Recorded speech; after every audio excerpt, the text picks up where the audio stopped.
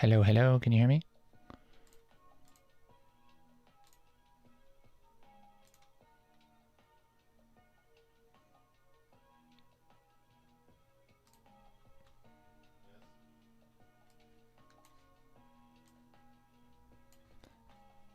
Wow, you shouldn't be able to hear me.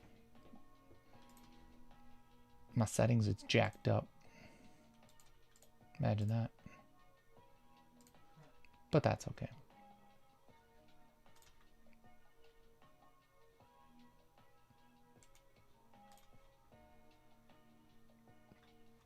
That's stupid.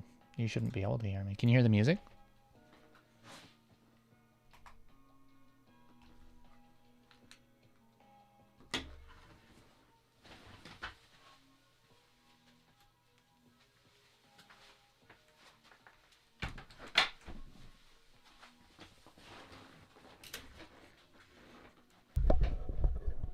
Hello, hello. Music too. Music and all. Wonderful, wonderful. All right, guys. I'm just getting in here. So let me just get going here.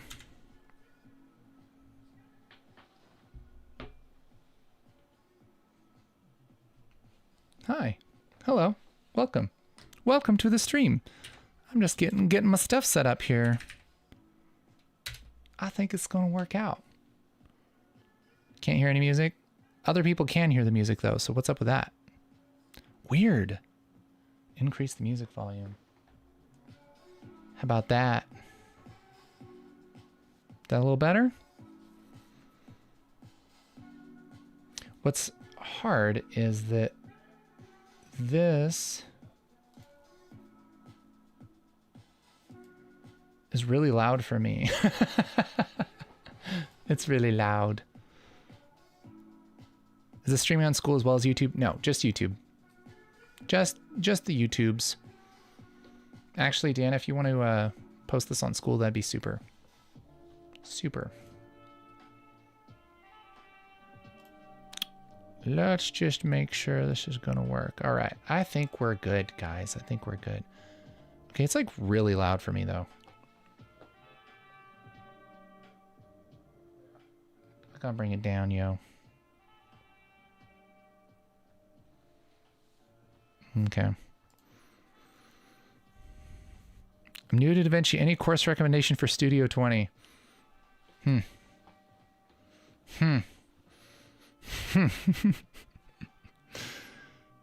it down. It's down. Do some random city settings so that the volume is enough for both. Yeah, that'd be super, right? That'd be good. What's with that giggle? Hey, are you trying to be mean to me? Are you trying to make me feel bad? What the heck? Don't try and make me feel bad. That's a jerk move. Let's get into this, shall we? Hey, so welcome to the stream. I'm so glad that you're here. And here's what we're going to be doing today.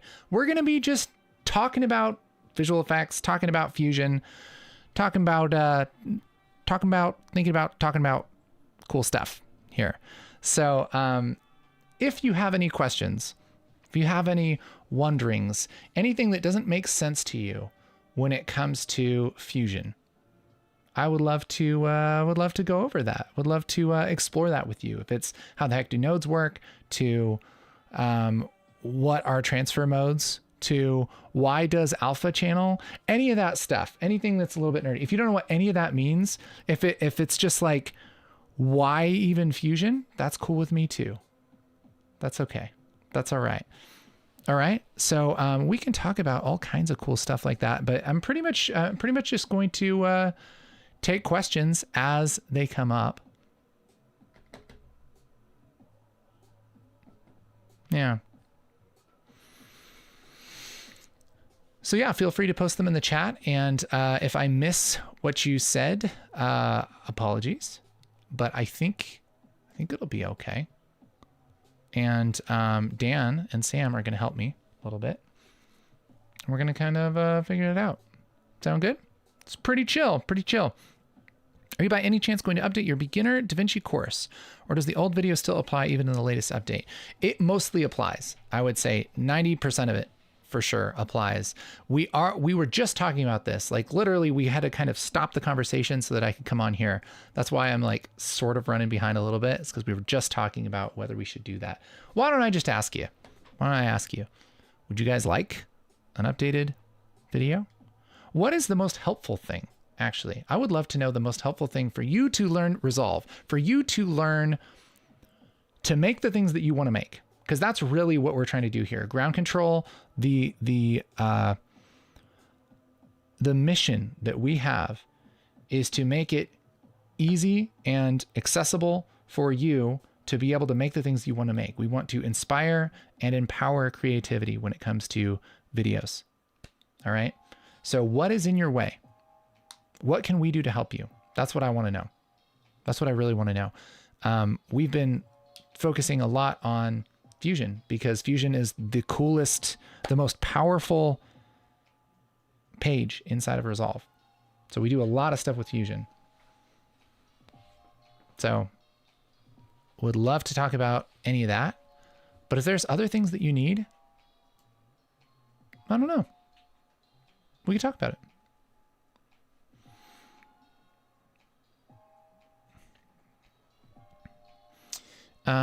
What is modify with Infusion? Explain it in detail, please, because I don't understand. So modify with like a, yeah, like a modifier. We could get into that. Animated text smashing into stones or ground. Ooh, that would be fun. I want all the 3D stuff in Resolve 20. Mm-hmm. Yeah. Do you mean like deep compositing, John? Hello, Houston. Hello. Is your name Chalua?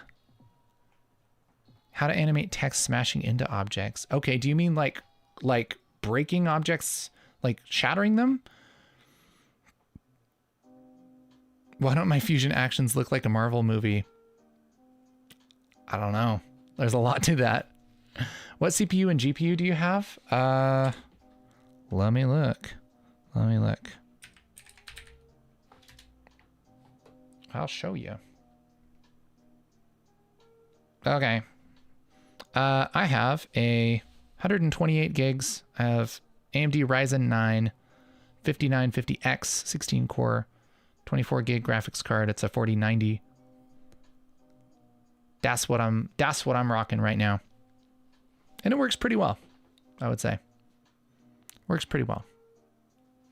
Want to incorporate Blender with Resolve? Oh yeah, that'd be fun.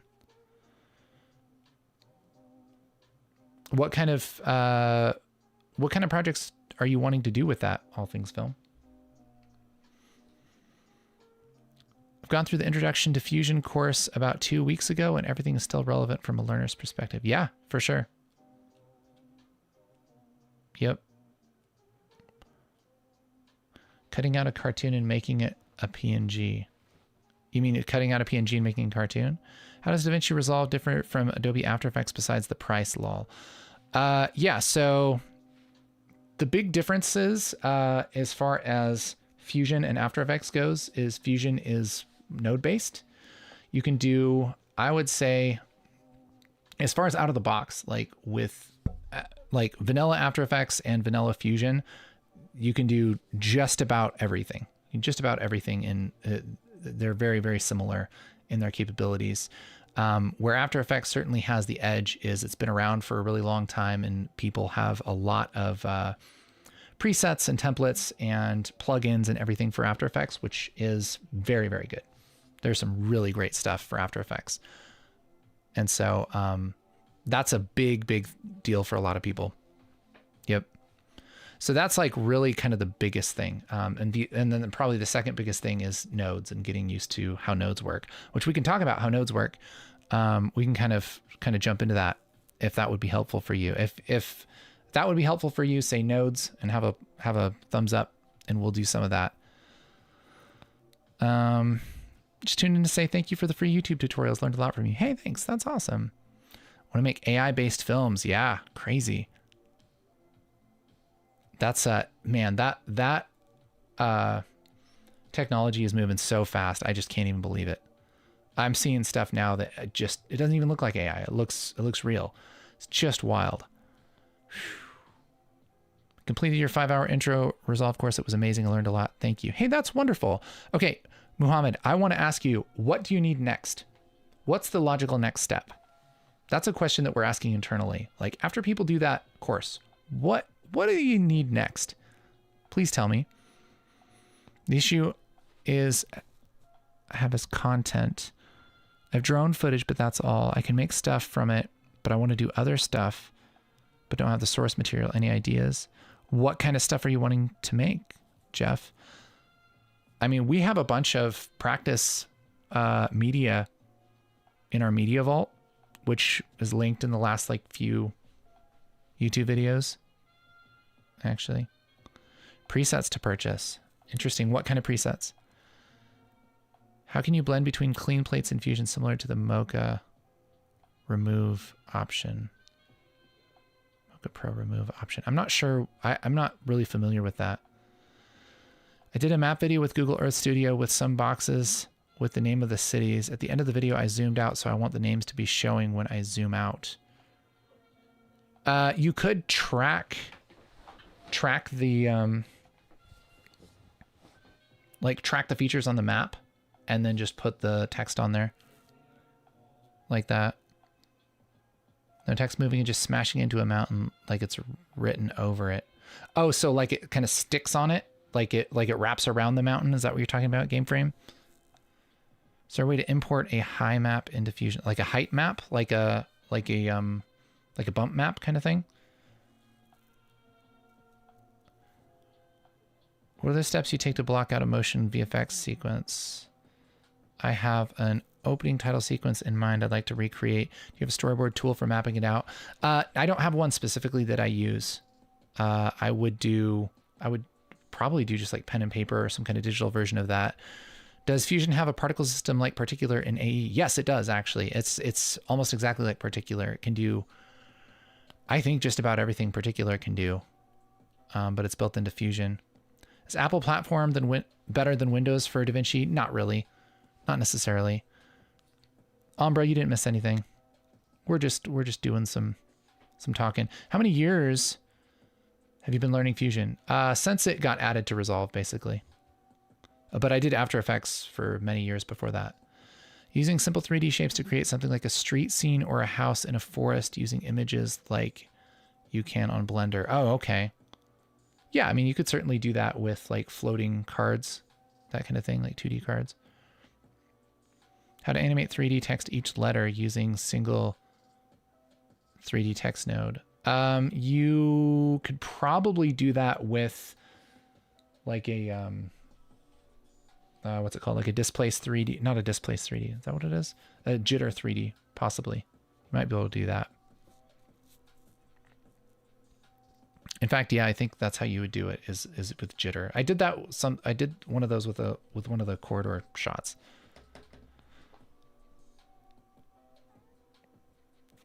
Okay. I want to make an animated AI movie and I really want to make it with DaVinci Resolve Studio. I purchased it just to make it. Well, I mean, for an animated AI movie, it's not necessarily, you don't necessarily need Resolve for that. It's just your editor at that point. Most of that AI magic stuff comes from like Runway or whatever.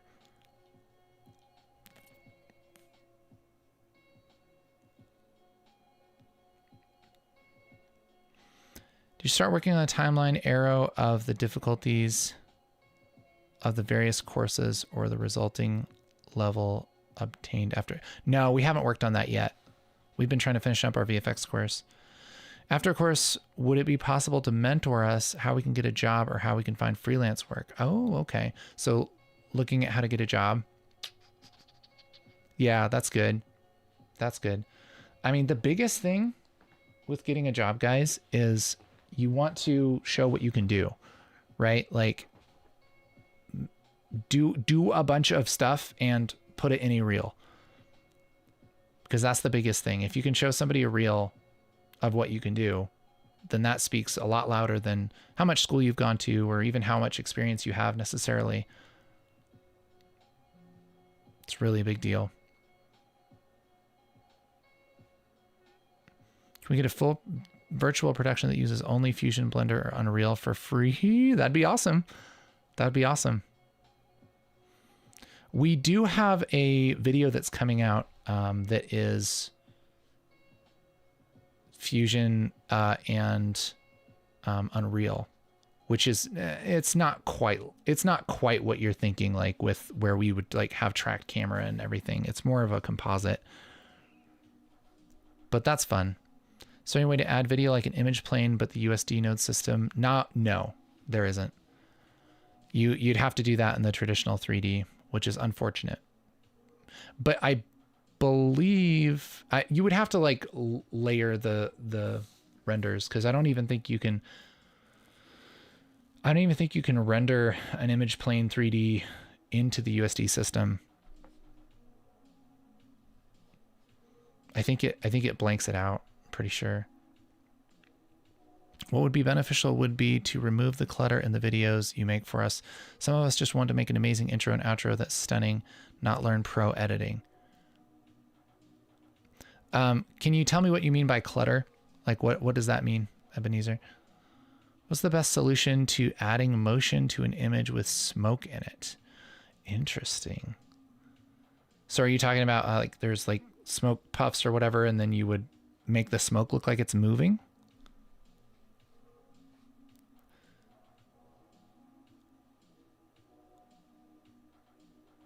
Have some more practice projects. Have you looked at our practice projects volume 1? That's pretty much why we made that. With the Google Earth map, I made a typical line moving across the map, but I'm also moving the Google Earth Studio. Could I track the line so that it sticks to the path I want? Yeah, you could.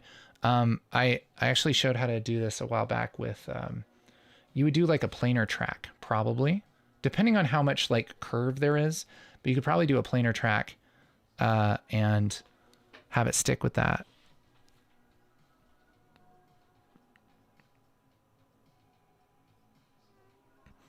I have some lag when I added an image over my clips, as that affects the render result. It shouldn't. No, it should render fine. I'll use it to make other types of videos too, and working on a real life movie too. Awesome. Thanks for taking your valuable time to always provide the best information for your tutorials. When do you think Fusion will have something that compares to Nuke's deep compositing features? Do you know that there's deep compositing in Fusion 20? Have you checked that out? Is Fusion standalone the same one as in DaVinci? Roughly, yeah. Yeah, it's, I have not found a compelling reason to use Fusion standalone. I just have not. Every time I've used it, it's been more problematic than helpful. Does the automatic captions thing work in German? I'm not totally sure on that. I think it's supposed to, but I don't know. Certifications in DaVinci Resolve, are they worth pursuing? What do you want it for? In order to get a job? Personally, I would not. I mean, you can do that. As somebody who would hire somebody, like if I'm looking for an editor, I'm not looking for a certification in Resolve. I might be different than some companies. That would probably be more helpful to a company that is just looking for a video editor and they're not like a video editing studio, because anybody who like does video editing on a regular basis is going to know that a certification it doesn't necessarily mean that you know what you're doing. It means that you passed a test, you know? Sorry. It's true though. It's true. Hi, Casey. Tried diving into one of your recent courses, but my country doesn't accept PayPal and cannot use our debit cards for international payments. I don't know what else to do. That sucks. That sucks. I'm not sure what to do about that.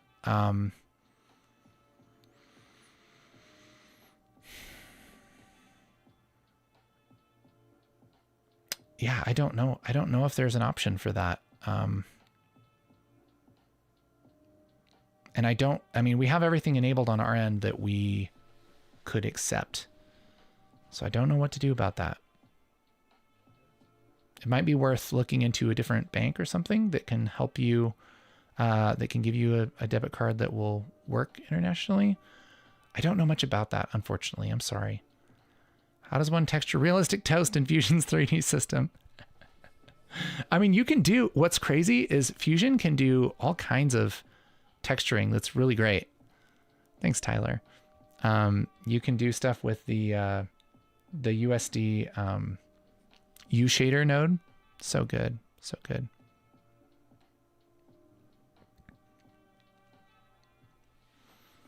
Can you give me a feedback to my German reel?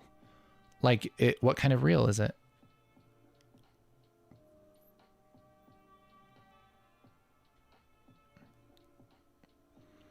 For 3D text, is there a certain shutter rate to get the best average solve rate?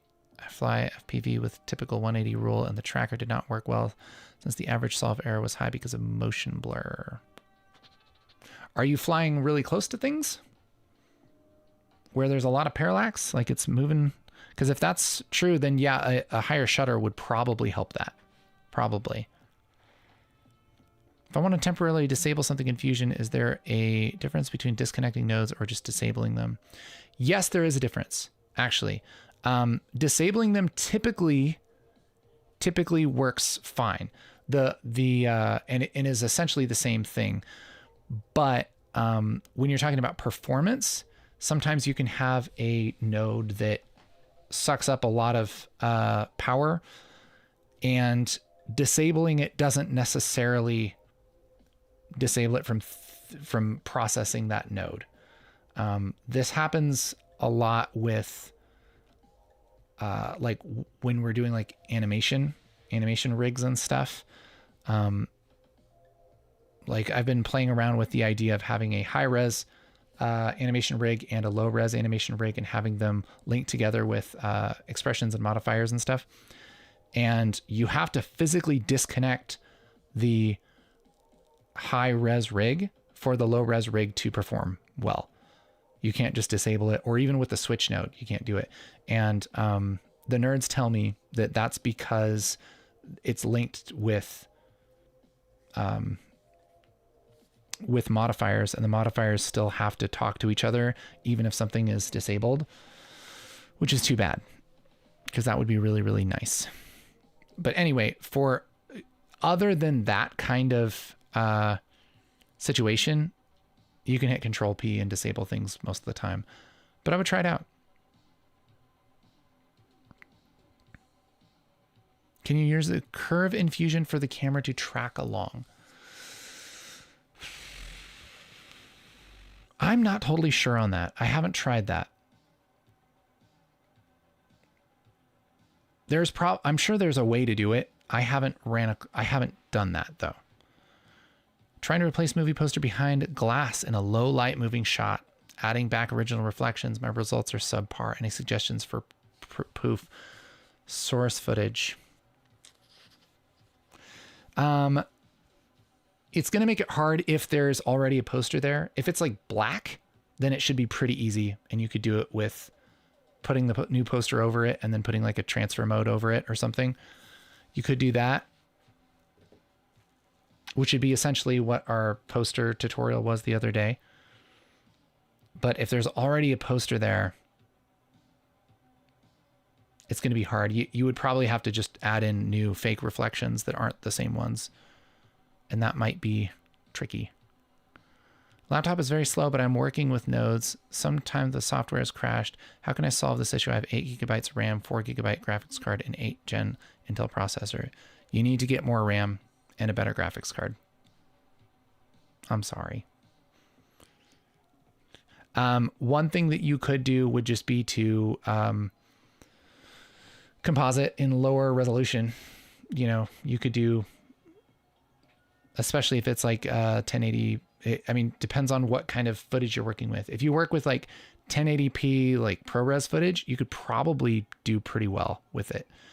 But if you're trying to do like 4K H.265 footage or something like that, it's just never gonna work, you know? What is the one thing that has helped you become who you are today? Wow. That's a deep one. That's the real stuff. Oh my goodness. What a question. The one thing that has helped me become who I am today. Let me think about that.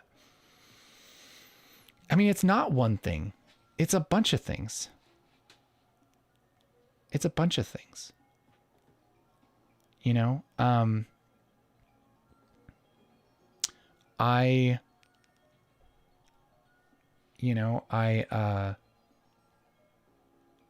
lot of what I do is my best attempt to love God and love people. That's like my best, it's my best attempt to do that. And I'm not always perfect at it. In fact, I'm rarely really awesome at it, much less not even close to perfect. And, one thing that I try to live by is that it's better to serve than to do just about anything else, to help people than to do just about anything else. And so that's, I mean, really this company and this channel is an expression of that, and trying to help people be creative. And because being creative is so important, it's so helpful for your mental health and your, making the world a better place and relationships and all that kind of stuff. Having a good creative outlet and being able to express yourself is just beyond good. And I feel like one of my primary jobs on this earth is to help people with that. So you ask a real question, you get a real answer, baby. That's what it is. That's real talk.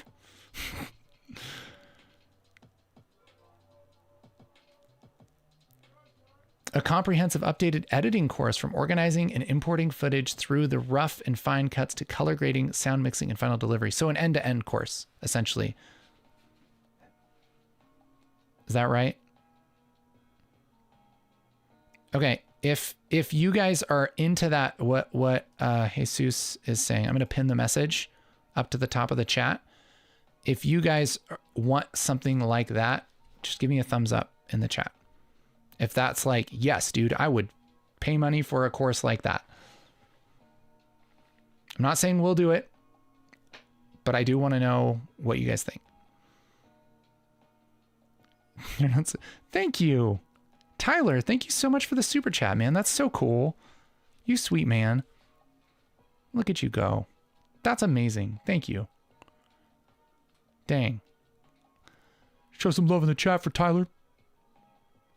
It's been a while since I've done a bunch of live streaming. I used to live stream like every day, guys. Not on this channel. Doing other things. I wanted to personally thank you for your recent vlog on how to clone yourself. Ooh. I created a really fun video, which was crazy to film and even more fun to edit. That's so cool. Our happy path. That's amazing. I'm so glad. What is the color management bonus content like? How in depth? How applicable to 3D package workflows? It's basically, are you talking about the bonus for the VFX course? It's me and Chloe talking about why we color manage and why it's the highest quality way to do VFX is in a color managed workflow. And that's mostly to break the thought that a lot of compositors have of like, oh, well, we should just do this in Rec 709. So it's not like a comprehensive how-to guide. It's more of exploring why. As far as applicable to 3D package workflows, I mean, it applies for sure, but it's not a direct application on that. We're talking about log footage mostly. We need more projects. Cinematic Travel, have you checked out Practice Projects Volume 1? That's why we made it. As a beginner, I just want to create stunning intro and outro for a logo or text with special effects. Anything beyond that can be done later when I make money, when I hire a pro editor. Okay. Cool. Ebenezer, what'd you think of the latest how to make a YouTube intro video? Make more animations, please. Should we learn color page if we're going to edit some gaming videos? You might not need to too much unless you're doing face cam, because most gaming videos are Rec 709 and they don't really need color graded. You can make videos for content creators and then videos for pros. That way we can learn what we need and not the Pro Tools and advanced features. That's what I meant. Okay, sure. That makes sense. Shout out to Casey Ground Control and Geo Single D. Thanks. Thanks, Tyler. That's awesome. Geo Single D. I've never heard that. That's funny.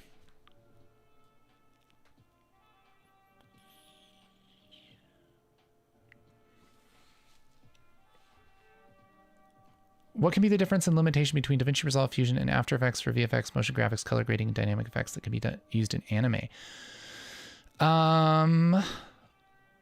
So long story short, After Effects, a lot of people prefer After Effects for stuff like 2D animation and shape animation and things like that. I think that's primarily because they're used to it, and because it has a layer-based workflow, and it's a lot like Illustrator, Photoshop. If you actually look at the features of how capable After Effects is versus Fusion, and how it's combined with how Fusion is combined with the rest of Resolve, and the things that you can do with Resolve as a whole, I think Resolve is far more powerful. It's just more uncomfortable for a lot of people, and there's a learning curve because of the nodes. That's pretty much what I would say. I mean, either way, you would have to learn a specific workflow, whether you use After Effects or Fusion, for stuff like anime, that kind of thing.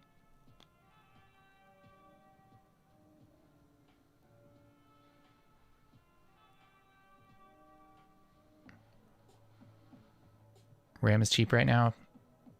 That's cool. Already. Just organizing my footage would be good. It ends up everywhere. Okay, so a footage hack that I would recommend for organizing your footage, literally put everything in one folder. Like, yes, you should have subfolders, but each project should just have one folder. If you struggle with like having your footage all over the place, put it in one folder. I know it seems overly simple, but the thing is, like, there's only one place to look then. Even if there's a bunch of folders inside of that, you know, having stuff spread across drives and stuff might be slightly more performant. I think that was more of a thing back when we had physical drives rather than SSDs so much. But honestly, it's like, especially if you struggle with losing footage and organizing things, put it in one folder. The benefits of putting it in one folder outweigh the slight performance decrease you would get, unless you're putting it on like your system drive that is a hard drive. I probably wouldn't do that, but I would have like a fast hard drive, even a fast hard drive that's not your system drive, put everything on that and it'll work fine. It honestly will. But especially if you have something like a RAID, or if you have an SSD, if you have enough room, I would put it on one folder.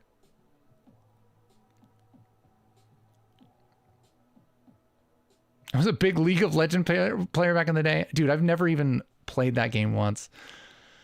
That's funny. Appreciate you educating Resolve. Thanks. Trevor asking, is there a specific order for groups of underlays so they always show up? Sometimes I have to move them around to make them visible. Oh yeah, like an underlay within an underlay. I don't know that. I was actually struggling with that the other day. I don't know. Like, to see an underlay on top of an underlay. I haven't played with that a whole lot. Thanks for all your amazing help. It's been so great to have a channel to always get new ideas and improve as an editor. Is there a way to do the vanishing point trick like an AE? Vanishing point trick. I don't really remember what you're talking about.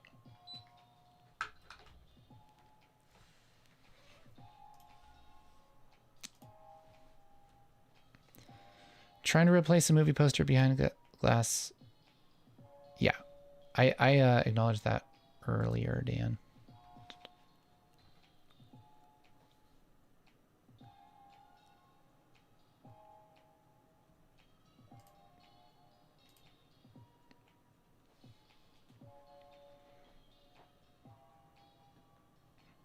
All right. Have you tried Eddy AI? I did try it, actually. I did try it. It was, for what I typically do, It was not good. It did not work very well. But I think for specific things, it's probably better in some ways. But I haven't tried it a lot. I tried it to like edit a tutorial once and it was not good. But it's not made to edit tutorials. It's made to edit like interviews and stuff. What's my PC specs? I actually just had those up. I'll put those up so I can. There's my PC specs.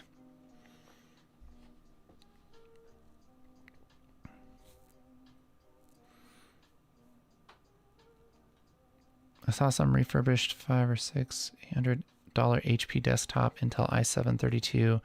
This is considered minimal. Yeah. Yeah, that would probably work for a while.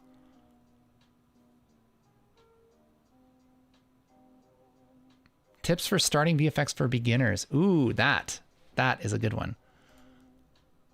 Let me pin that so I don't forget it. Can you automatically track a window in Fusion using the cloud tracker like you can in the color page node? The planar tracker is very similar. So I would be after the planar tracker.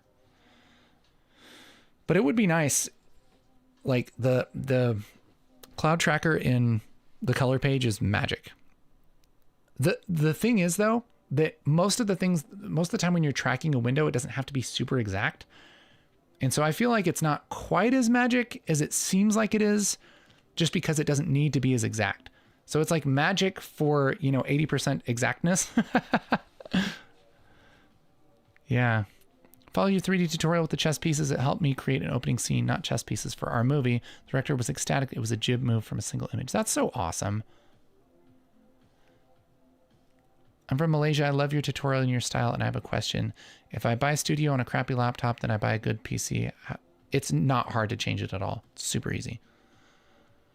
Just purchased the course. Good job, Jay in New York. Thank you. That's so cool. I'm going to take some time to complete it, but it should be fun. I like the way Casey teaches besides being slightly too fast, but that's cool. Yeah, just watch it on 0.8 speed. Then I can sound drunk. I try and be slower in the courses, just so you know. The courses are edited slower because of that very reason. I try learning more nodes and think to apply the process of DaVinci. Once again, thank you for answering your questions. Thanks. All right.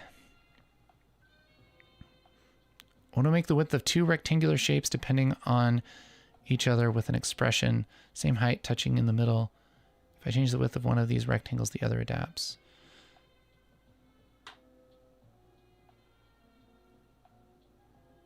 Do you know what this expression looks like? Yeah, it would just be like width. Here, let me show you something. New Fusion comp. Okay. So it would be something like this. So we have one rectangle here, another rectangle here, right? So you could do something like width, and you could say equals rectangle 2 dot width. So this is going to be the same for both of those. And you could say like rectangle width, divided by 2 or something, so that these are always, so that the one on the right is always half the one on the left. You could do that.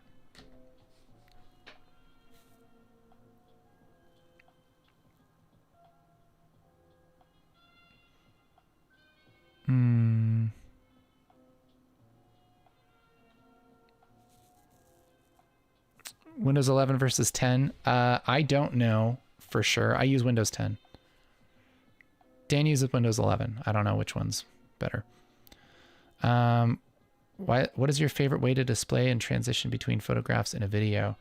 I don't know. It depends on what you're doing. I'm a fan of just the slow push and then a cut to another slow push. How does the AI upscale in the inspector actually work? I have no idea. What's your, let's see. Spent some time with Claude yesterday asking it to write Fusion expressions for me. It was wild how good it was. Yeah, those things are pretty crazy now. Best frame rate for motion graphics and animation depends on what you're doing. If you want it to be like a cinematic, that'd be 24. If you're doing a 30 frame or 60 frame thing, it depends on what video you're putting it in, right?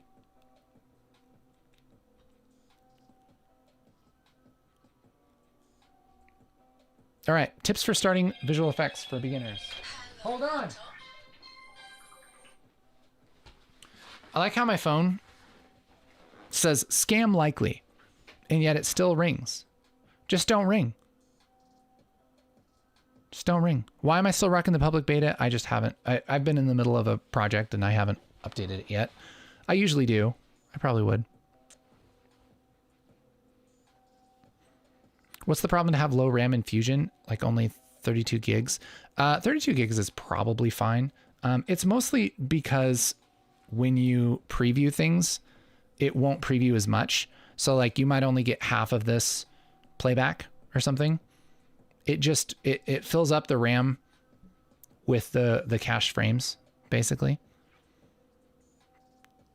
That's pretty much it. Okay. VFX for beginners. Let's talk about it. We're going to start with some of the... Okay, so check this out.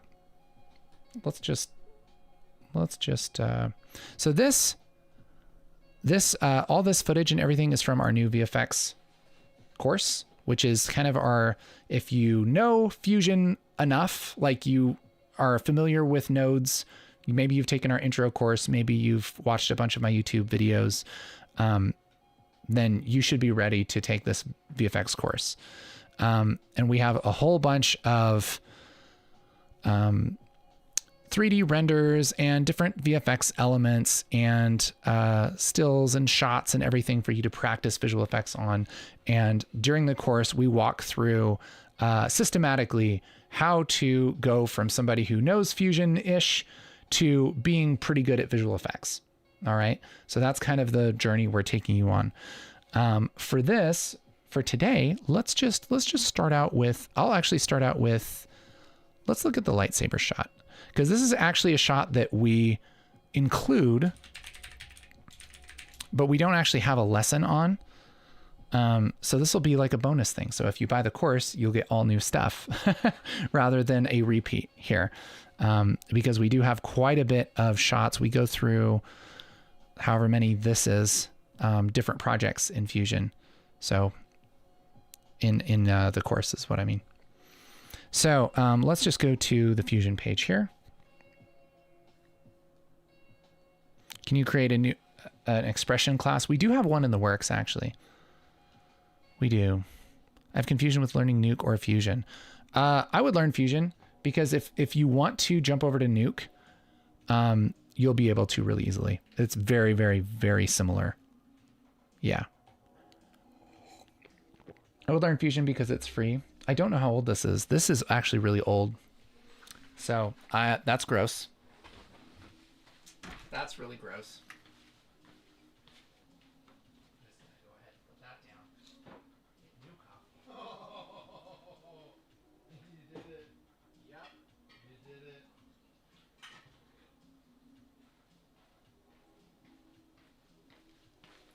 Cool. Now I probably have some disease. That's exciting. That's exciting. You know, it's a Tuesday. Let's go. Yeah, just drink 2-year-old coffee LFG. That's better. That's better. My wife just said, tell Casey the werewolf video is amazing. That's so cool. Oh, man. For simple edit for a wedding video that needs black point and white point to fix the color in the color page, what should I apply? When should I apply the AI noise reduction at the end of the edit? I would do that. I would do that before you color grade anything. You'd get different answers from different people. I like to do it before.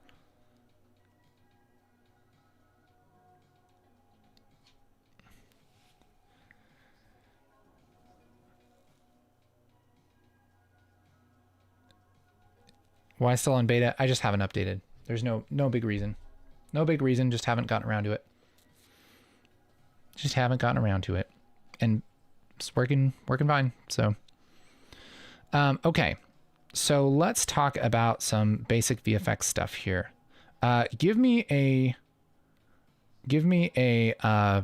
idea of where you guys are at on visual effects stuff. So 1 to 10, 10 being you should be teaching a nuke class. 1 being what is visual effects? Where are you? Where are you at on your skills for visual effects?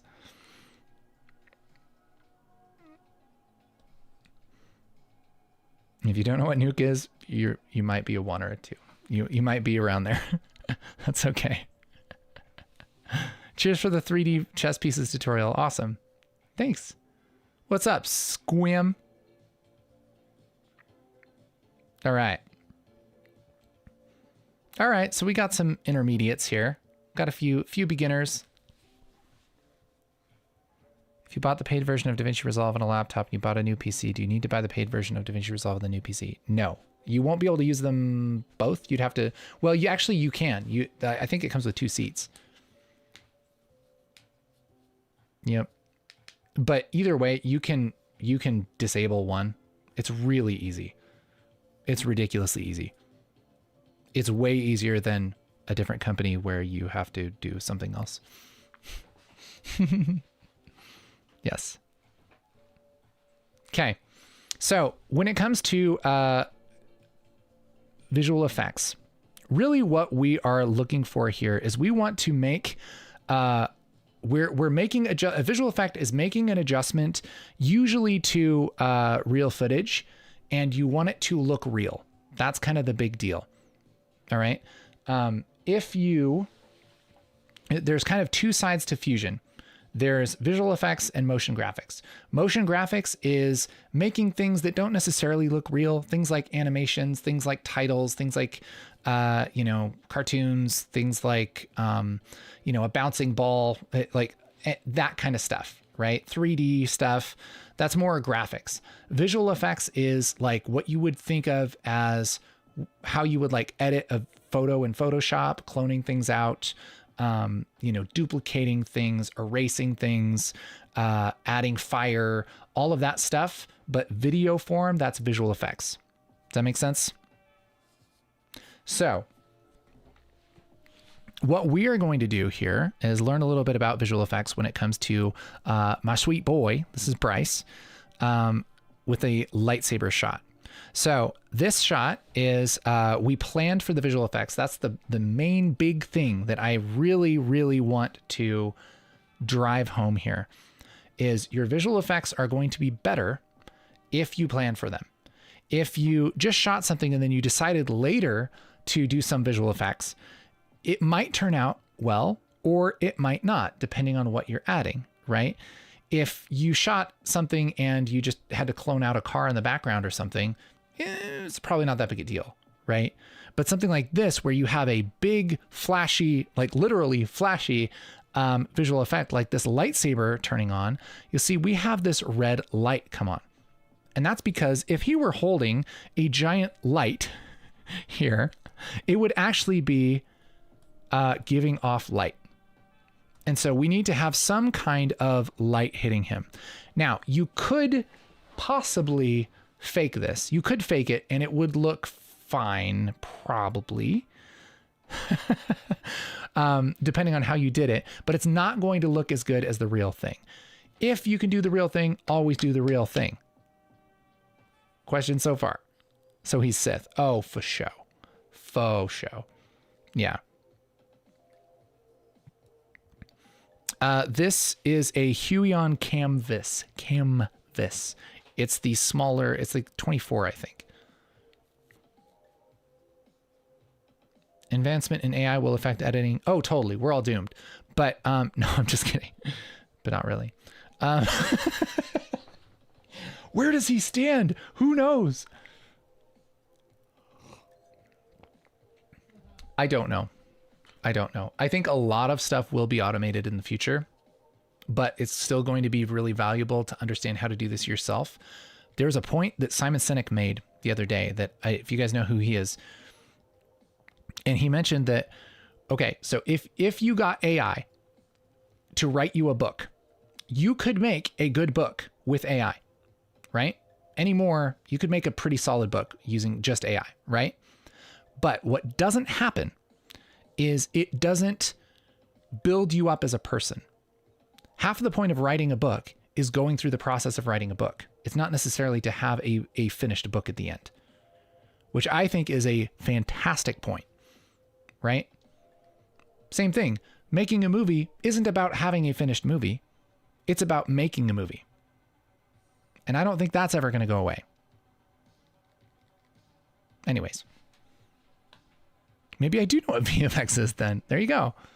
What's the difference between putting a mask on a node versus putting a mask on the merge node that the node is connected to? Easy. So check this out.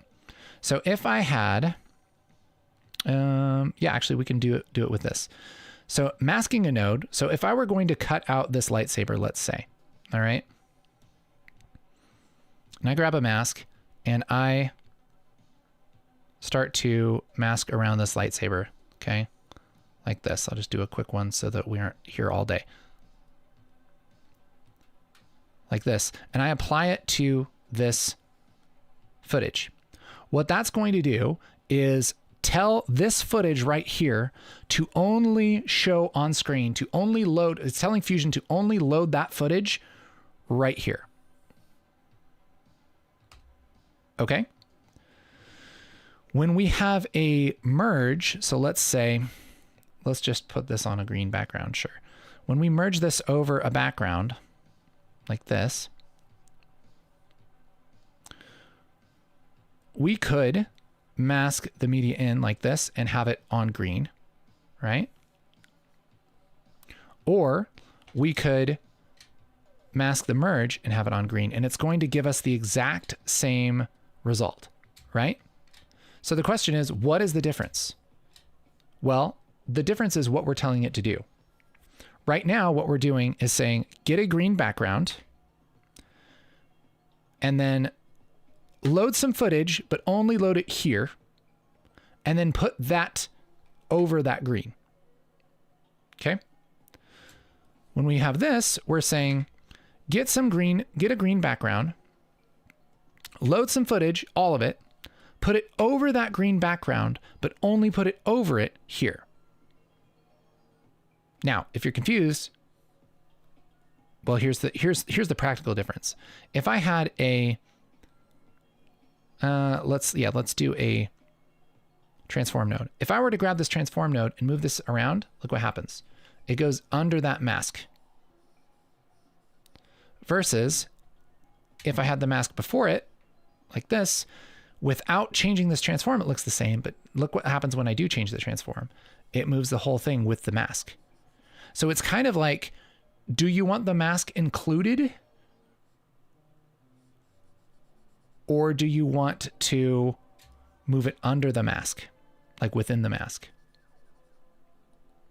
Does that make sense? Any questions on that? And so I'm sure the next wondering would be, well, when do I use which? Well, it depends on, like a good rule of thumb is, are you ever going to use the rest of this image again? If you're never ever going to use the rest of the image, you can just put a mask on this, right?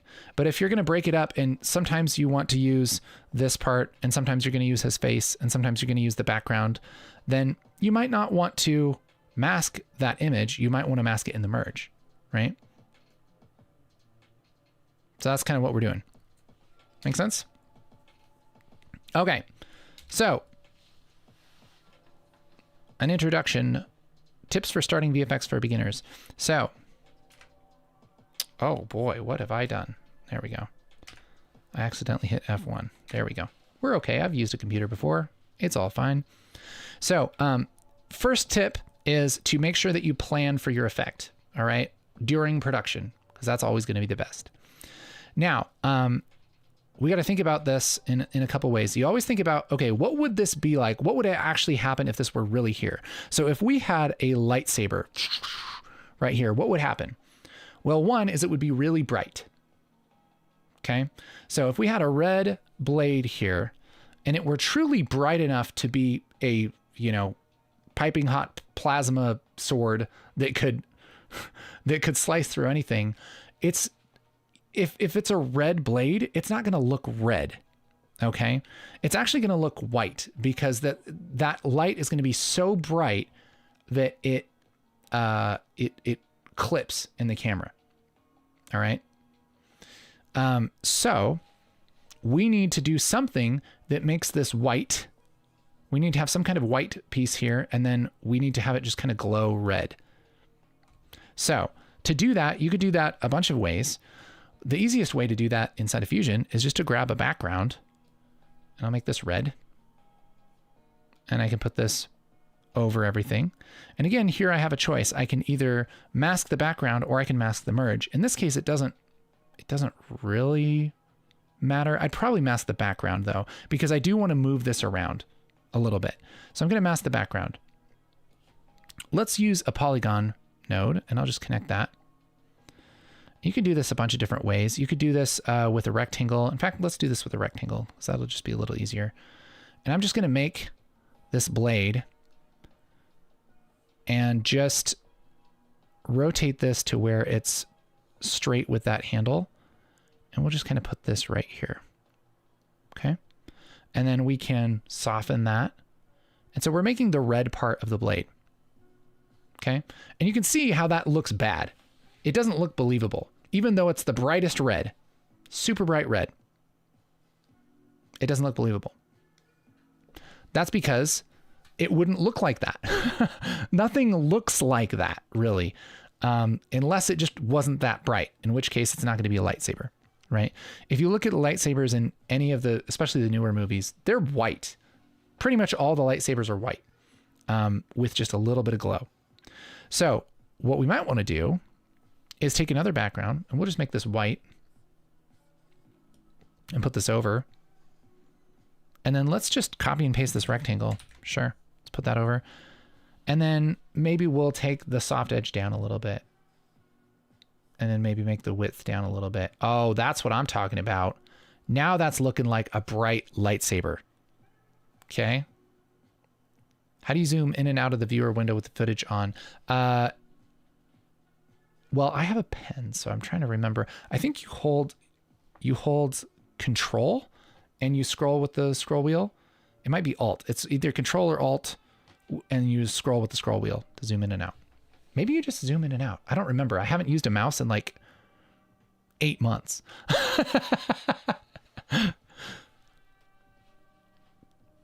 Yeah, because scroll is different on my pen. So somebody can tell you that. It's okay. I know how mice work. Okay. So now we have this white, this really bright light. So we're kind of emulating this really bright light. And what's neat about this is that this isn't fancy. This isn't some crazy plugin or anything like that. It's literally just a white background and a red background put over each other.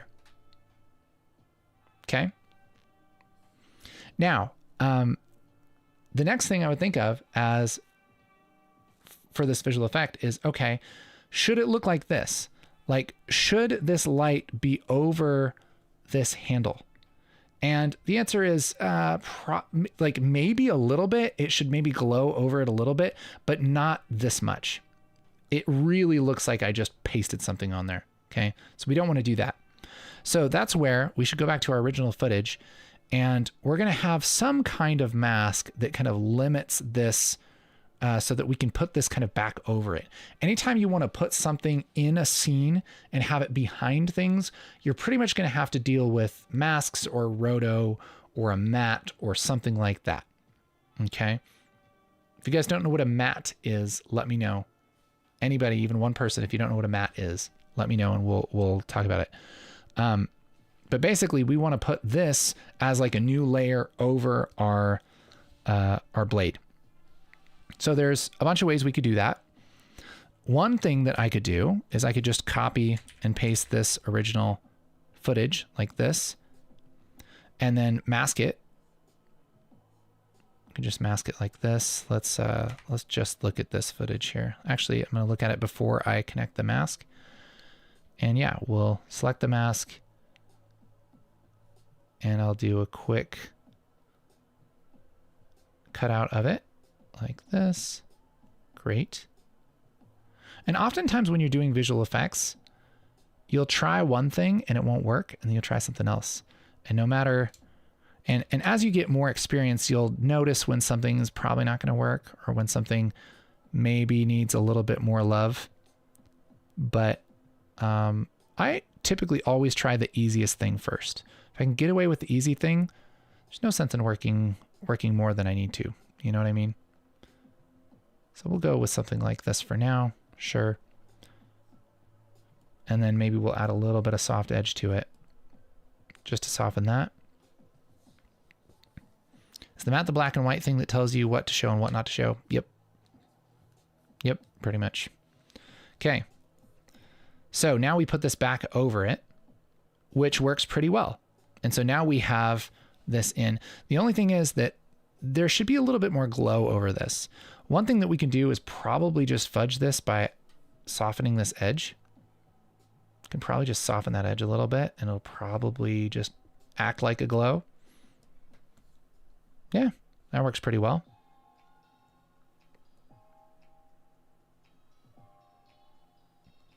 Yeah, I'd say that works. If we don't want to do that, we could take this soft edge back down and then add a glow to it, which will give us a different result. Do a glow like this.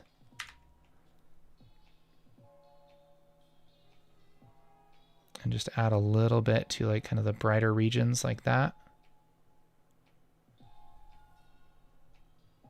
But, you know, we have kind of the entire thing glowing. So we could do something like mask the glow. Something like that. And soften that edge a little bit. So now we have a little bit of glow that's just happening on this side, right? Could do that. Kind of depends on what you're feeling. This is also making this part glow a little bit. So I would probably, honestly, I'd probably just soften that edge. That gives us a little bit of glow without it being too crazy. Just a little bit like that.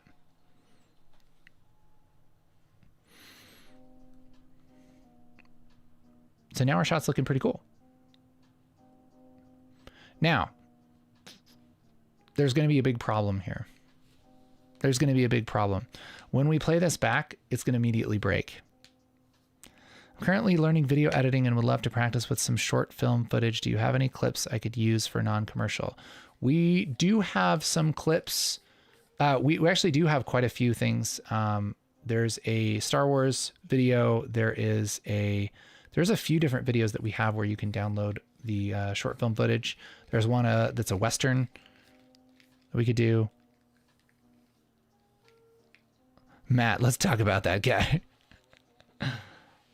We could do that if you guys want to. Just started Resolve a week ago. Welcome. That's so cool. What are you wanting to make in Resolve? Okay, so watch what happens when I play this back. It's real broken. It sucks. It sucks. Why is that? What's wrong here? Well, we have a couple things that are wrong. One is he's moving this lightsaber around a lot. And as he moves that around, the blade should move with it. The other thing is that the blade shouldn't be on when the red light isn't on. So we need to animate the blade to come on right then when that red light comes on. So we can animate this pretty easily. Let's actually take this blade. I'm gonna hold shift and drag this up and just merge one over the other here. Merge the white over the red. So that's going to just isolate this together as a blade. We can just merge one of these on there like this. Okay, so we're kind of grouping things into one merge like this. And I'll just take this up like this. And so let's animate the blend in this merge. This is like the opacity of whatever the foreground is, right? And so let's go back a couple of, so here, this is going to be totally off. So I'll take the blend down and hit keyframe. And then here on this frame, it's going to be totally on. So now we have this kind of, right? And we could also animate this growing if we wanted to. Have this kind of start here. That would be fine too. We could do that with a mask. We'll just have it fire on really quick. Everything but short ad content, animations, photo editing, video editing. Nice. That's cool. Well, I'm glad you're here. That's really cool. Okay. So we have this turning on, and you see how that, like, it times with it, and it looks really cool, and it totally works. But now he's moving this just ever so slightly, and we have to move that along with him. All right. Can you edit my life? That'd be nice, right? That would be nice. That'd be nice. Okay. So let's move this around, actually. So one thing that would be tempting to do if you're new to visual effects is you go, okay, if something is moving, I know how to make it move. I just animate it, right? And so you could grab it in the merge, or preferably you'd get a transform node. And you'd say, okay, I'm going to move this along with it. And so you'd start here and you'd say, okay, I want this to kind of stick to this, this handle. And so I'll animate the center and maybe the angle, and then I'll move this around. And as it moves, I'll kind of move it along with it, right? Because I want this to stick. So I'm just going to make sure that I move this along with it every time. And I can kind of go through and make sure this looks good. Make sure it's on there at all these different keyframes, right? But what's going to happen when I play this back? Check this out. It looks so bad. It looks so bad. Oh, it looks so bad. Because listen, here's a tip. No matter how good you are at placing something every single frame, it's going to look bad. It's going to look bad because you are not going to perfectly get it every single frame. I mean, you might be able to make it look good if you spent like 2 days on it for literally this shot, like every single frame, manipulating it just perfectly. You're going to have a bad time doing that. So we don't want to do that, do we? Let's do something that's actually going to look good. This is where tracking comes in. So once we have this on, we want to basically take the movement from this handle as it moves back and forth and up and down. And we want to take that movement and apply it to the blade so that it sticks with it, right? So the way that we can do that, there's a bunch of different ways to track things, but how I'm going to do it here is a planar tracker. So what this does is it lets you draw a path, and inside of the path, it's going to track a whole bunch of little points, and it's going to let you stick things. If you're making an indie movie, yeah, okay. So I'm just going to kind of put a little path around this like this. And let's set the motion type to translation and rotation. Set, and track this forward and track it backward. Yeah, I think that's going to work. Okay. And what that's going to do is look at a bunch of points and track their motion. What's up, Pydar Runs? How's it going? Why didn't you update to the full release yet? No reason. Just haven't gotten around to it. Yep.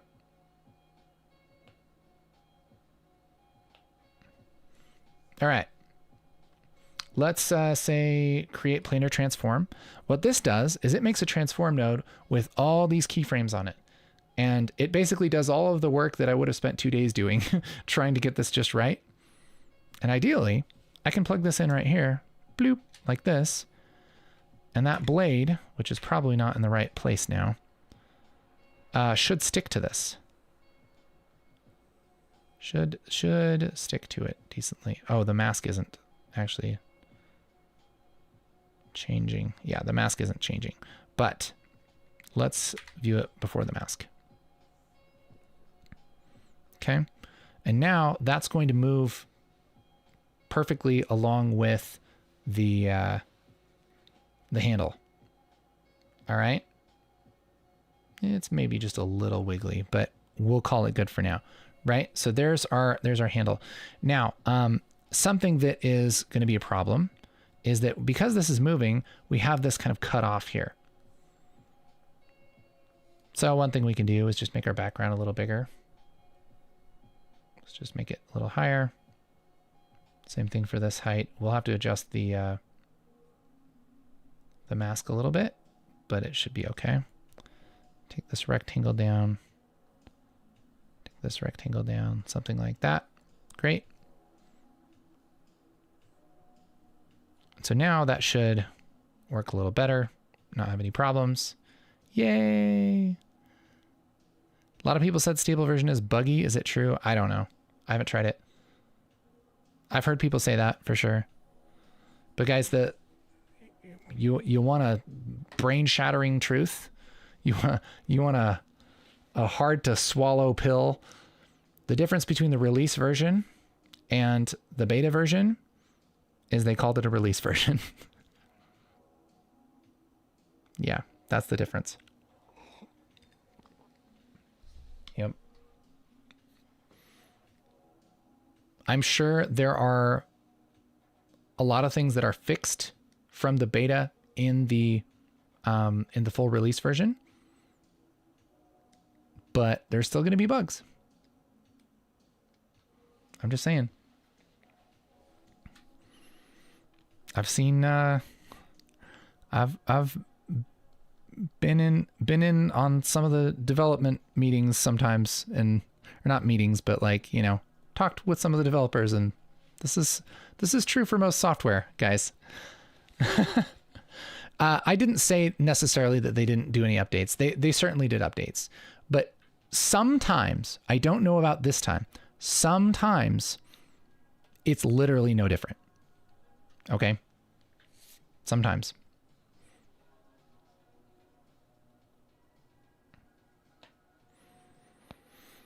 Hi from Malta. Thanks, Casey, for all the tutorials and tips. For me, you are the Andrew Kramer of Fusion. Oh, man, that's so nice of you to say. Dude, Andrew Kramer's the OG.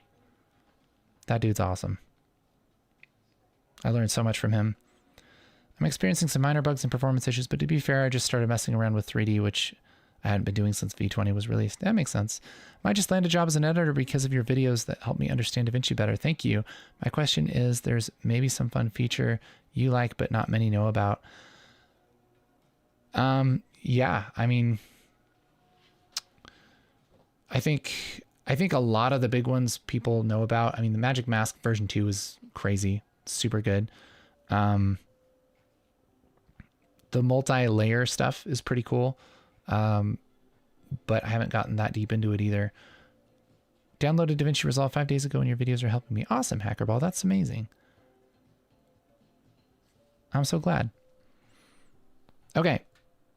So at this point, now let's look at this and say, okay, what's wrong with this? We have our polygon mask, which we'll need to apply that transform to also. So I can just copy and paste this planar transform. Make sure we plug this into the yellow input of that planar transform. And this is actually pretty darn close. I'm going to remove that polygon animation and make sure that this is right on. That should work. There we go. This should still work. Yeah. That's cool. So now we have this coming up. Cool, right? Content has helped me make better content. That's awesome, Malcolm. That's what I want. Would you like the new keyframe panel in Fusion? Yes, I would. I would like that. However, the interface is better for the editing keyframe panel, but it can't actually do all the stuff that Fusion can do yet. It can do some of it. But the Fusion keyframe, the control that you have over keyframes in Fusion is much better still. It's just the interface is not as great.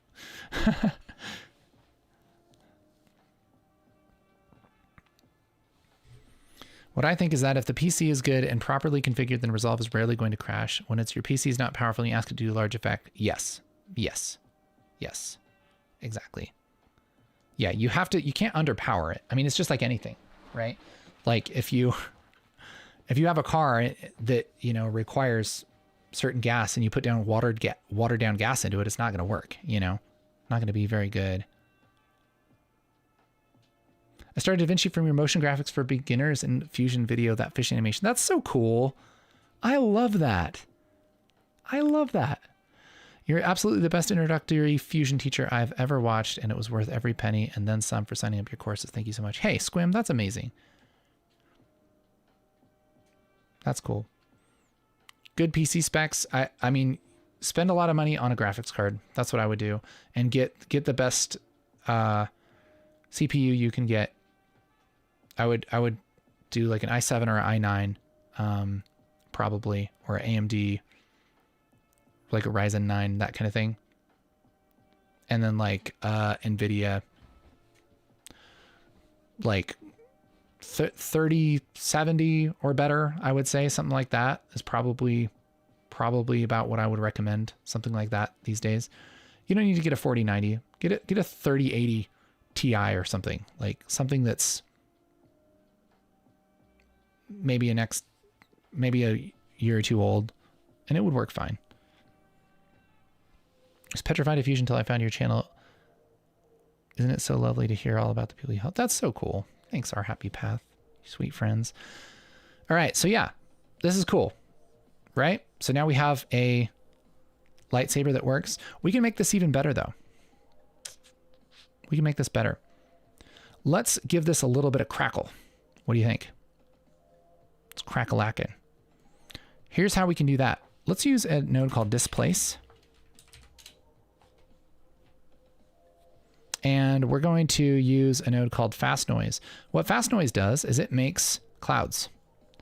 All right? You can push up the detail and the scale, and we have these kind of clouds. You can push up the seethe rate, and what this will do is make animated clouds. Yeah, 2080 super old rig. Yeah, that would probably work for a lot of stuff, you know? It depends on what you're doing.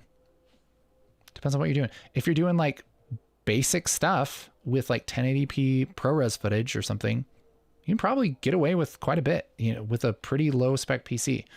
But if you're doing like 6K raw 3D integrations, match moving, you know, with USD particles, like stuff like that, then yeah, you need something better.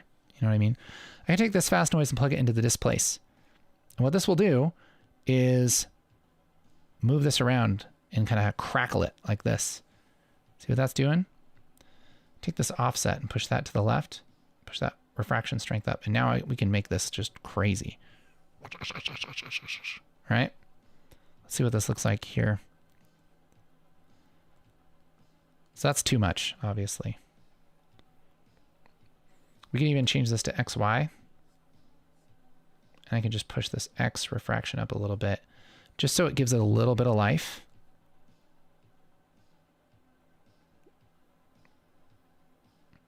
We could even push this Fast Noise seethe rate up a lot, so it really kind of starts to crackle like that. So that really looks like it's a living thing. You know what I mean? Isn't that cool? That's what we like. We like stuff like that.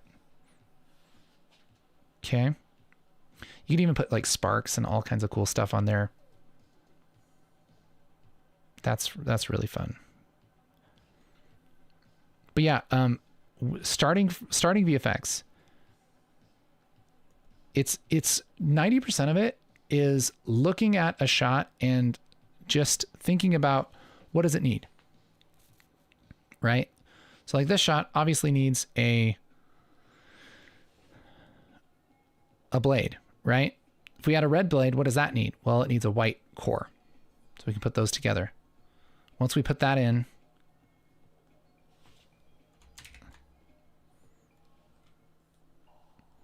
then we go, well, it looks too perfect, right? So let's add a little bit of displacement. You know what I mean? We're going to add flicker. Yeah, I could totally do that. Could totally add some flicker. It's something where you could do that a bunch of different ways. We could take this brightness and contrast like this, change the gain a little bit, or even maybe the gamma. Yeah, probably the gamma. Push the gain up just a touch maybe, and then wiggle the gamma. And so you could do something like animate that gamma, or you could even right click and do something like, I'm going to make sure I save, because sometimes when you add modifiers, insta crash. Sometimes, make sure I don't have anything else happening here. I want to make sure I don't have any bank statements up or something if this does crash. Okay, I think we're good. I totally agree, but even if I tried to render motion graphics for a YouTube button from tour videos, but it kept crashing for the moment I used sound effects, so I had to compound them. Weird. Yeah. You need to add flicker to the face too. Yeah, you could totally do that. And maybe you would do that for the whole thing. Maybe you'd add a little bit of brightness and contrast here.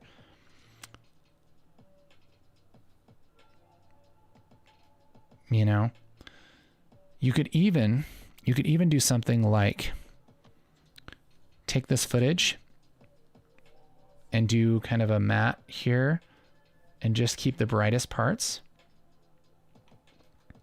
Yeah, let's take it from here. Just take the brightest parts and use that as a mask for the brightness and contrast here. Like this. And what we can do is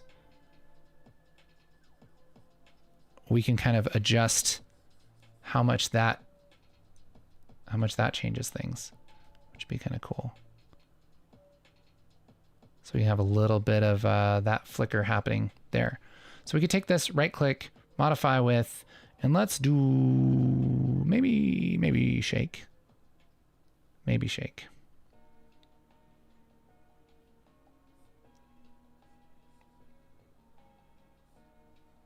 We can just have this kind of shake in between those two things, depending on how much shake we want.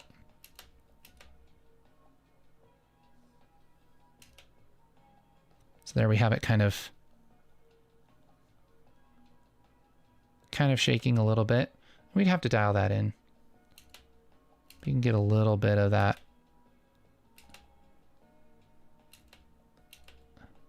Can set my work area to be just a part of this, like this. So we have a little bit of that kind of flicker. You can do this a bunch of different things. If the footage had something like someone's hand pass in front of the saber handle, how would you change your approach with the tracking? That'd be tricky.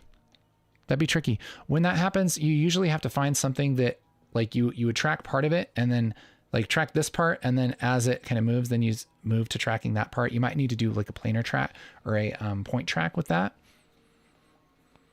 Yeah. Double cross tutorial was awesome. Have so much fun with your videos. That's awesome, Tom. I secretly work for Marvel. Oh yeah, for sure. I was thinking a Luma key to isolate the bright parts, but that looks good too. It's essentially the same thing. That's a Luma key. That's what this is. This is brightness and contrast. And then I'm using a luminance. Yeah, using luminance for that. That's pretty much what's going on. It's the same thing as a Luma key. How do you find solutions to VFX problems? I can get it to work, but it's always so much slower or not work as well as alternatives. It depends on what you're doing. So for this, like, I'm not totally happy with this flicker, so I might actually try something else. Usually what I do is I try the easiest thing first. I try my first idea. That's usually the easiest. It's like, oh, well, the easiest thing to do would just be to wiggle the gain. And depending on if that looks good or not, I don't know. You know, I might actually push this gain up a little, this maximum, maybe up to like 1.1.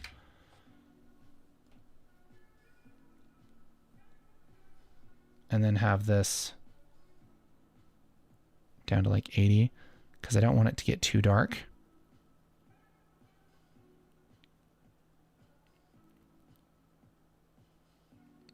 Yeah, and so I don't know.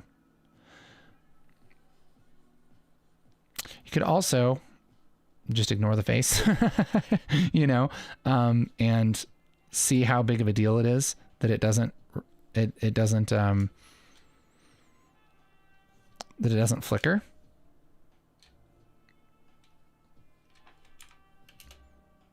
Because it might not matter that much. Some things, like, even though they're technically right, they don't look good. It kind of depends on, is this the official GC podcast? In some ways. Okay, then we need to do a lens flare. This is also something that crashes it sometimes, so I'm going to make sure I save. But depending on what you're doing, let's do like a colorization red. You can have kind of a lens flare here that can kind of help things look a little bit brighter. This is maybe just a little too bright. We just want to add a little bit of that, just a little bit of lens flare there. See, that looks cool. And that we might not even need to track, really. It's probably fine. But we want to make sure that that comes on when this turns on. Boop. And actually, we can make it brighter at first. So, like, let's start with, like right there, we'll, like here, we'll take the brightness down. Here, we'll have it like this. And then here, we'll have it up a little bit, like just really bright. When a lightsaber turns on in the movies, it flashes the whole screen, basically. So that's like, that's sort of reasonable. Yeah. Yeah, I like that. So now we have this. Come on. Turns on a lightsaber. It's pretty cool. Absolutely got hooked on amazing Resolve graphics in 5 minutes or less. It felt like one-on-one lessons. Thank you so much. You're welcome. I mean, that's pretty much how all of our courses are. It's the same idea. It's me just walking through stuff like this. So yeah, if you guys don't know, we do have a visual effects course that is available. It's on sale right now until Monday. It's $100 off. So if you want more of this kind of stuff, there's an opportunity. There's a link down below. You can learn more about it. And if you're ready to get crazy with your visual effects, this is a great way to do it. And yeah, so it's available. I think this is the best VFX course we've ever made. And it's very, very complete. I mean, it goes through all of the basic concepts you need to know. We dive into rotoscoping, we dive into masks and green screen and lighting effects and all of the stuff that would be involved in making like most VFX that you would need to know. It's about 7.5 hours of content, and we go through a bunch of different projects. I'll kind of show you some of the projects we go through, which is cool. So we do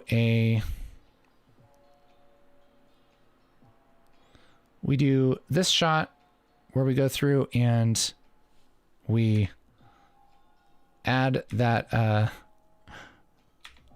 these kind of fake background things, set extensions. I go through and talk about how to fix shots. So this was a shot that we did with Corridor Digital that is we had this Roomba that's supposed to fall down off of a balcony and then explode on impact. And what happened was we had it rigged with charges. That's what these cables are for. And then it exploded before it hit the ground. And we only had one Roomba.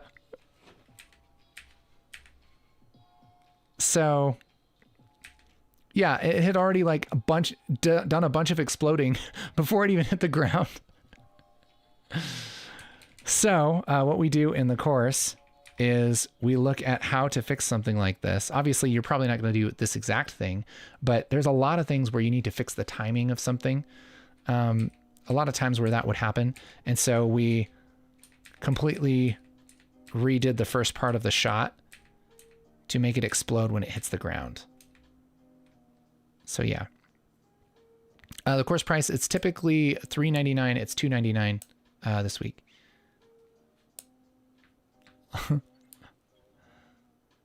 Do we need the studio version? No, you don't need the studio version. There's a few things that we outlined that are in the studio version, but you can do it without it.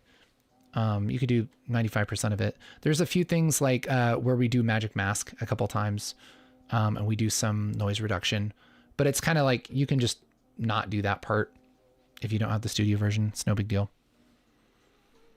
We have this this shot from our ghost movie where we talk about how to make a ghost effect and working on the reflection here and the glow and how to see through him and all of that stuff, which is fun. We do some green screening and talk about how that works. Oops. There we go. Get into green screen a little bit. We get into 3D match moving a little bit.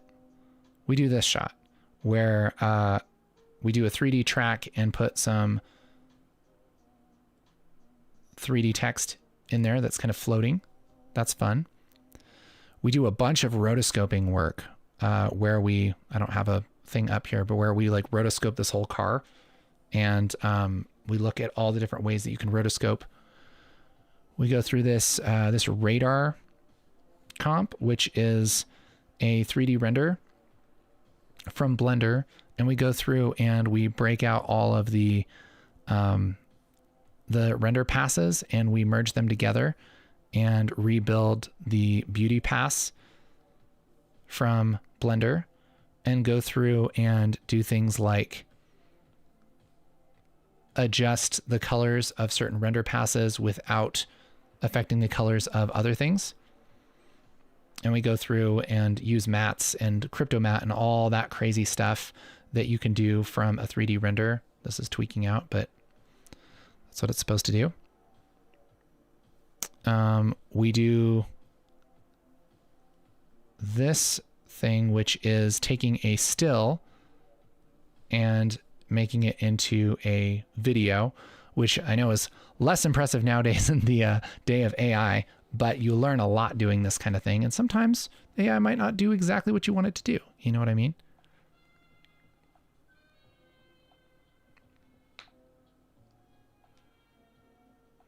Gonna wait till my wife goes on holiday next week before I get it. Is it because you don't want her to know? I don't recommend that.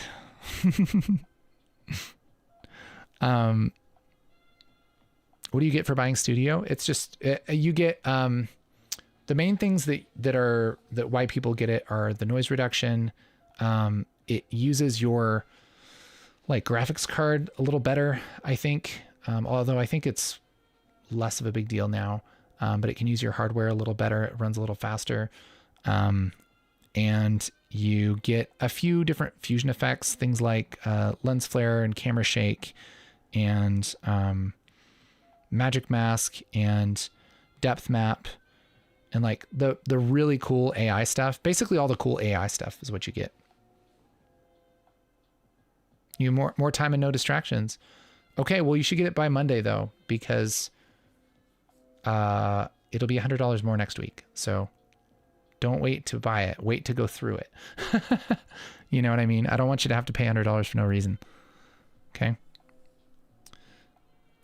We go through this shot where it's a replacement with a 3D render here for this kind of clock in, like, I don't know, sci-fi time clock thing, which is fun. We put a camera in a toilet and have it look like it's underwater when it ain't. We go through and learn how to combine shots that are from different takes. And so this is the original take. And then we're adding this part back in with this guy walking back. Does it include all the media clips? Yep. Yep, all the media clips. Yep, it includes a bunch of stuff. It includes 3D renders. So all these different 3D renders that you can go through. There's different VFX elements, things like dust and smoke puff and muzzle flash, and we have like some green screen stuff. We have stills that you have rights to use and everything. We have a bunch of media that you can go through and practice. Even some bonus media that we didn't really even go over that you can practice things with. And yeah. And so we really tried to basically put everything you need to learn visual effects. Know what I'm saying? Features like generated subtitles and transcripts, also studio only. Yes, I believe so. Yeah. Studio is worth it for Magic Mask. It's true. It is. It is. Yep. All right. Hey guys, thank you so much for hanging with me. I'm going to have to get going here. But yeah, so check out that VFX course if you're into it, if you're interested, if you want to learn some VFX. And other than that, we'll be posting more videos. We have a film coming out on Friday, which is really exciting. You guys are really going to like it. It's very, very cool. And I believe we have another vlog coming out here in the next couple days as well, which is really exciting. So you get a little bit of BTS on what we're working on. Yeah, you're welcome. You're welcome.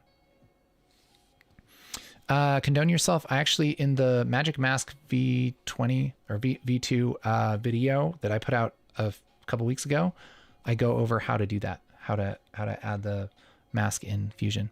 Okay. Thanks guys. Thanks for being here. Really appreciate it. You guys are sweet. We love you. Bye. Bye now. Bye. Bye. Bye. Bye. Bye. Bye. Bye. Bye now. Bye. Bye. Bye. Bye.